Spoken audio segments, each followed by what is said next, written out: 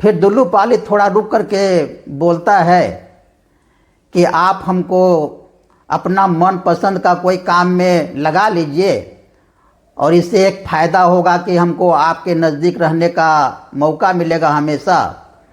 और यदि आपके पास नहीं भी रहूँगा, कोई काम से कहीं बाहर भी चला जाऊँगा, तो लगेगा कि मैं आपके काम से ही बाहर गया हूँ। नमस्कार। बाबा बता रहे हैं कि जिस समय की यह बात है, उस समय दिल्ली में आनंद मार्ग का कोई आश्रम नहीं था, कोई मकान नहीं था। अर्थात जब भी दिल्ली जाना पड़ता था तो या तो होटल में रहना पड़ता था या भाड़े का मकान में रहना पड़ता था। तो उस बार भी जब बाबा दिल्ली गए थे तो होटल में रुके हुए थे और बाबा का रूटीन था सुबह शाम टहलने का।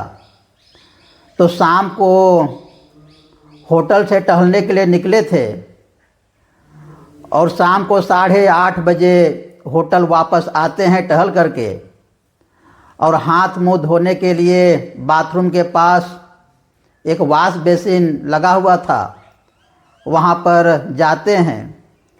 और जैसे ही हाथ मुंह धो रहे होते हैं तो पीछे से एक बहुत ही सुमधुर आवाज़ आती है, बाबा को सुनाई पड़ती है कि कैसे हो। बाबा मन ही मन सोचते हैं, यह क्या, या तो मेरा बाल्यावस्था का बचपन का मित्र दुल्लू पालित की आवाज़ है, और दुल्लू पालित का आवाज़ यहाँ पर कैसे आ रहा है। दुल्लू पालित के बारे में बाबा बताते हुए बोलते हैं कि दुल्लू पालित के बीच में और मेरे बीच में घनिष्ठ मित्रता थी, और दुल्लू पालित दूर के रिश्ते में अपना आत्मीय भी था। दुल्लू पालित एक अभिजात परिवार अर्थात कुलीन परिवार का लड़का था। दुल्लू पालित और ब्रज गोपाल सान्याल के बीच में बाबा की बहुत अच्छी दोस्ती थी, और ये दोनों बहुत रूपवान थे। केवल शरीर से रूपवान थे सो बात नहीं, उनका मन का सौंदर्य तो और भी अच्छा था। परोपकार जैसे उनका सहजात संस्कार में ही था। इस प्रकार से बाबा दुल्लू पालित और ब्रज गोपाल के बारे में बताते हैं। और उससे दुल्लू का आवाज़ इस होटल में अभी आ रहा है।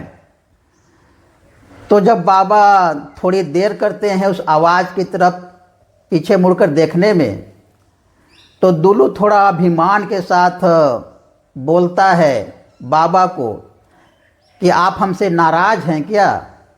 आप मेरी तरफ क्यों नहीं देख रहे हैं, मेरी तरफ क्यों नहीं ताक रहे हैं? इस प्रकार दुल्लू पालित बोलता है बाबा से। तो बाबा दुल्लू के बारे में और बताते हुए बोलते हैं कि दुल्लू जो था वो हमको बहुत प्यार करता था, और बचपन में कई एक बार वो बोल चुका था कि जिस प्रकार से कृष्ण और सुदामा का संबंध है, सुदामा कृष्ण को बहुत अधिक प्यार करते थे, हम दोनों का संबंध और प्यार उससे भी ज़्यादा है, और इसको हम लोग साबित कर देंगे कि हम दोनों का प्यार कृष्ण और सुदामा से भी ज़्यादा है। तो बाबा उस समय उन दुल्लू को बोले थे कि मैं तो ऐसा कर सकूँगा, लेकिन तुम क्या कर सकोगे? तो दुल्लू पालित बोलता, कर सकूँगा, क्यों नहीं कर सकूँगा, देख लेना, ज़रूर कर सकूँगा। इस प्रकार का बोलता, और उसी दुल्लू पालित का आवाज़ आज इस दिल्ली में इस होटल में उसका आवाज़ आ रहा है। तो बाबा जब पीछे तरफ मुड़ करके ताक करके देखते हैं तो दुल्लू पालित दीवाल में पूरा आलोक उज्ज्वल प्रकाश के साथ मंद मंद मुस्कुरा रहा है, और बाबा को देख करके उसका खुशी का ठिकाना नहीं है। और फिर से बाबा से कहता है कैसे हो? कितने दिनों से मन छटपट छटपट तो कर रहा था आपसे मिलने के लिए, और अभी आपको नज़दीक पा करके कितना अच्छा लग रहा है। बाबा बोलते हैं कि मैं तो अच्छा ही हूँ, इस बार कलकत्ता आ करके तुमसे मिलूँगा। फिर दुल्लू पाली थोड़ा रुक करके बोलता है कि आप हमको अपना मन पसंद का कोई काम में लगा लीजिए, और इससे एक फ़ायदा होगा कि हमको आपके नज़दीक रहने का मौका मिलेगा हमेशा। और यदि आपके पास नहीं भी रहूँगा, कोई काम से कहीं बाहर भी चला जाऊँगा, तो लगेगा कि मैं आपके काम से ही बाहर गया हूँ, तो आपकी याद आते रहेगी। तो बाबा बोले ऐसा ही होगा। और फिर फ़ोन की घंटी बजती है, और फ़ोन उठाने के लिए बाबा अपने शयन कक्ष में जाते हैं। तो उधर से ब्रज गोपाल बोल रहा था, और ब्रज गोपाल बोला कि मैं भी कलकत्ता से बोल रहा हूँ। और ये ब्रज गोपाल अच्छी तरह से जानता था कि हम दोनों के बीच में कितनी दोस्ती है, और दुल्लू तो हमारे बिना रह ही नहीं सकता था, इस प्रकार का ब्रज गोपाल जानता था। जिस प्रकार के क्यू के बगल में यू रहता है, उसी प्रकार से हम दोनों की दोस्ती थी। तो ब्रज गोपाल बोलता है, मैं अभी दुल्लू के घर से ही बोल रहा हूँ कि हम लोगों का जो बचपन का मित्र दुल्लू है, वो बहुत दिनों से अस्वस्थ चल रहा है और ठीक नहीं हो रहा है, और रुक रुक करके आपको याद कर रहा है, आप ही की बात बोलता है। तो बाबा बोलते हैं ब्रज गोपाल को क्या हुआ उसको?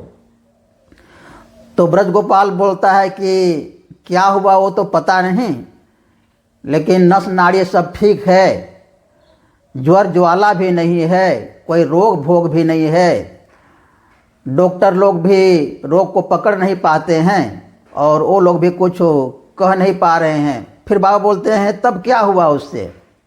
तो फिर ब्रज गोपाल फिर उधर से बोलता है कि वह सोए सोए इस करवट उस करवट करता है, और आपका वो याद करता है, और आपका नाम लेकर के बोलता है कि अब कब उससे मुलाकात होगी, कितने दिन मुलाकात हुए हो गया, अब पता नहीं मिलना होगा कि भी नहीं होगा, इस प्रकार का वो बोलता है।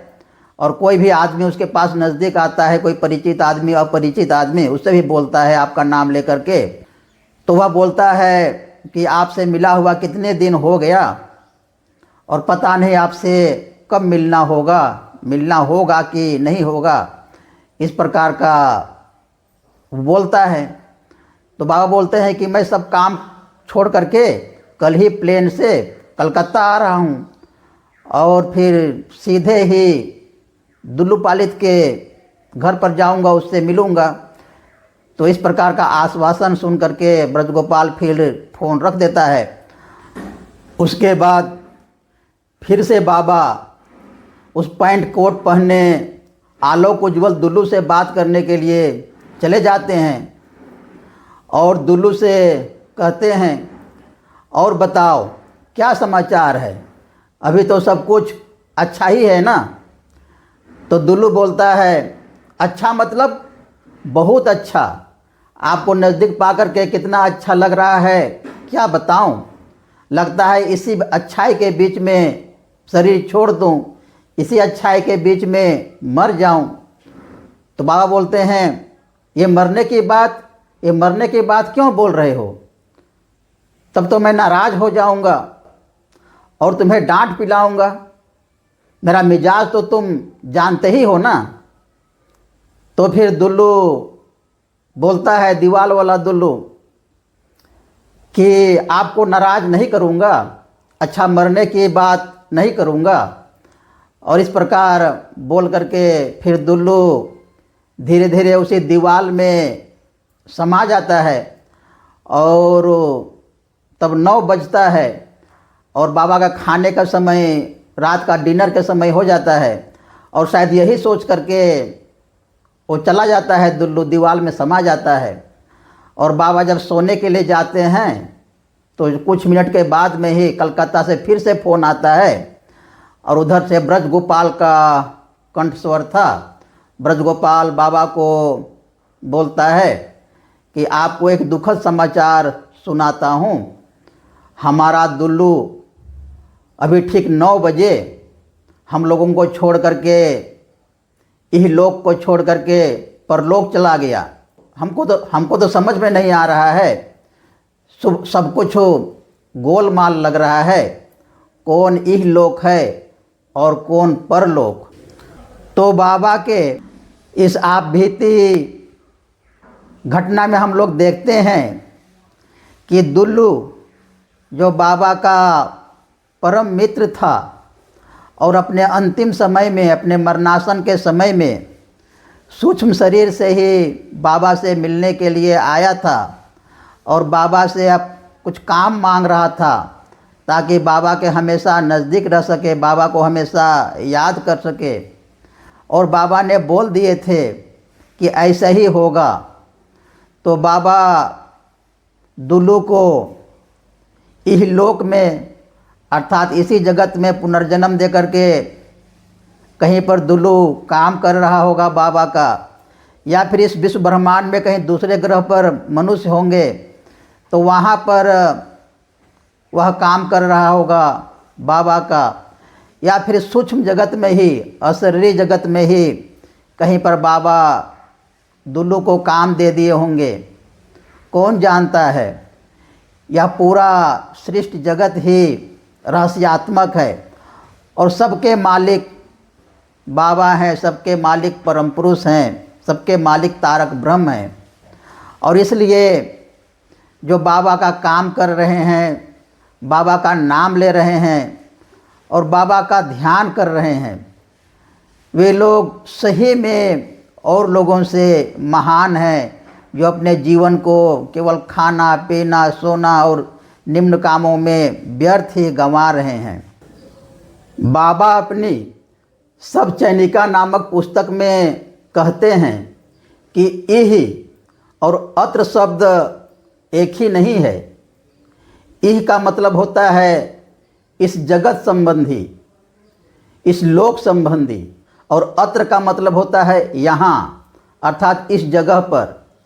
इसलिए इह और अत्र दोनों समानार्थक नहीं है, एक ही नहीं है। और इह से ही बनता है इहलौकिक और उसका विपरीत होता है पारलौकिक, और इसी इह से बनता है इहलोक और परलोक। बाबा इस इह शब्द को समझाते हुए ही ये अपनी आप बीती घटना बताते हैं और बढ़िया से समझाते हैं।